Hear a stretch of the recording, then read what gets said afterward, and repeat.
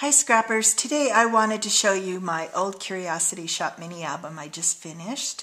This was really fun. This is a stack the deck method, and I used both a 12 by 12 and an 8 by 8 collection of papers so that I would have different sized elements for different parts in the book.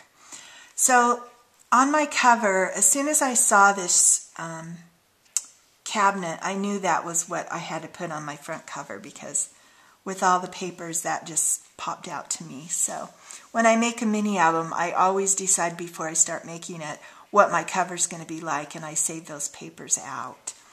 So on this, I did a lot of fussy cutting, and I cut out the cabinet, and then with another paper, I cut out some of the bottles, not all of them, and I glossy accented them, and I popped them up on pop dots to give it dimension. I did the same thing with the clocks, and I just glossy accented the face of the clocks. And so I think that looks really neat because they're shiny like bottles. And on the roller skate, I added a few feathers to the boot. And I saw Anne at Zanero 1 do this, where she took a needle and thread and actually sewed the laces on. So I scrap lifted her idea and did that, and I think it looks really neat. It gives it a little texture. I added brads down here on the wheels to give it a little more texture. And then I've cut out a few elements like the butterflies and some of the greenery that are kind of swirly and added them around, and one of the little bugs from one of the backs of the papers. And so I did add a few more elements on here. I used this border that was around the cabinet to put around. So I'm really happy with how that turned out. I thought it was really cute. I've added some seam binding on the side. I am going to make a charm and incorporate these little wooden laser cut medicine bottles that I have. Thought they'd be perfect as charms, but I haven't done my charm yet, and so that will be incorporated some way and hang on the side. So my first page, I decided to do a shelf that would be inside the store with lots of different elements, and these are all journaling tags and little tags to put pictures, small pictures. So I'll just quickly show you. What I did was I folded a black sheet of paper in half, and I cut this out, and I glued it to the side and then cut around it, leaving the fold so they all open up. So I'll quickly run through those and show you what I did. There's a journaling spot.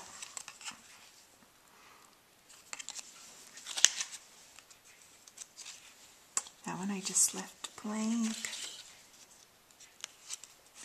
This has got a little pocket in here with the journaling tag and a place to put a picture.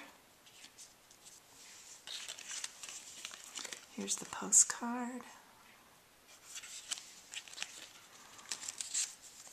And some of these I just cut the bottles out, just plain.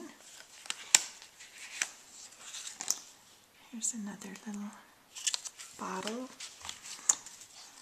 This bottle has a little journaling tag inside with a pocket. This one I glossy accented the glasses on the front.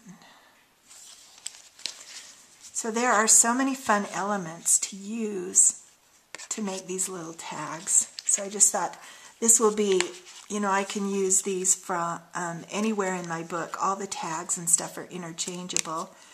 And so this is a little booklet I did with just a little clip to close it. So there's my shelves in my first page. On all the pages, I have cut a black mat and then punched it out with my Fisker's punch. I don't like to mat these when they go inside an envelope because by the time you get a mat on each side and a picture on each side, it's really thick and it's hard to get in and out. So I just like to leave mine plain, but I liked the decorative element there. My second page, I fussy cut this section from one of the papers, and I just glued the outer edge there so it left a pocket for tags. This little tag, I mounted it on black, and then I put some Tim Holtz spinners. This is just a piece from the collection and the postcard from the collection that I've used distress ink on. So that's just a pocket. This one I did a band, and I did a little booklet here with a 12 by 12 paper, and I have matted those with some of the paper from the collection, and it just slides under the belly band, and that's got enough room for 6 pictures. My next page, I took a Tim Holtz birdcage, and I made it look metal with distress inks and paint and my heat tool. I've cut this out from the collection, and I put glossy accents and glitter on the wings.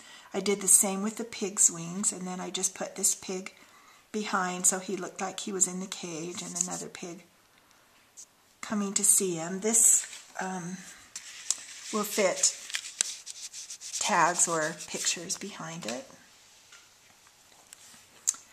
This page I put 2 little pocket envelopes on it. I've done a tutorial, couple videos before this video. I did a tutorial on how to fold these, and I've wrapped a ribbon around them, put a Wild Orchid Craft cherry blossom in brown. Then I've stamped 2 journaling spots and put 1 in each pocket here. And then I've got 1 on here. Then I used Recollections bling here that's in a metal to kind of accent.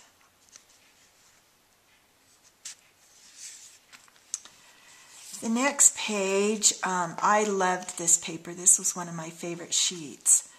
It's got lots of fun elements on it. What I did before I put the page down was I put some magnets. So this closes with a magnet, and it just keeps it down and makes it look a little neater. I've put a mat. I did both of these sides the same. I put mats here for 2 by 3 photos, added some Wild Orchid Crafts and some Recollections Pearl Flourish there.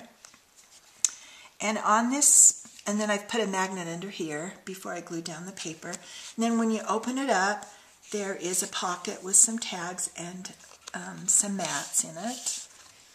The same on this side. And then these come out, and you can put 2 pictures there. And then it just slides back in and closes with the magnet.